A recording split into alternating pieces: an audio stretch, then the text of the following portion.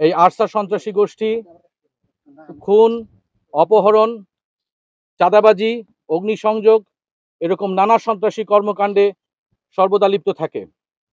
তারা ক্যাম্পে বসবাসরত যে রোহিঙ্গা গোষ্ঠী আছে, সাধারণ জনগণ আছে, তাদের উপরে আধিপত্য বিস্তারের চেষ্টা করে এবং তাদের অনুগত করার চেষ্টা করে।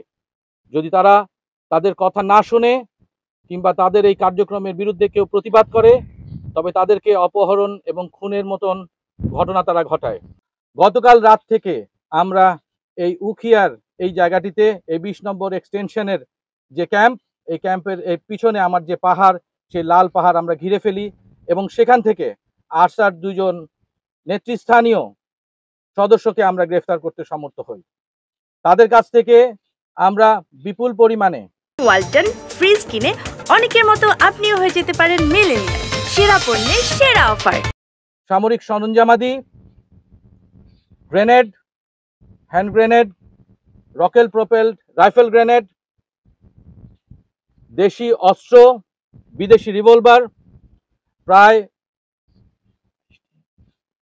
13টি আমরা ককটেল এবং হ্যান্ডমেড গ্রেনেড আমরা উদ্ধার করতে সমর্থ হই। কিছু হ্যান্ডমেড গ্রেনেড, আইইডি যেটা ইম্প্রোভাইজড এক্সপ্লোসিভ ডিভাইস, যেটা বিভিন্ন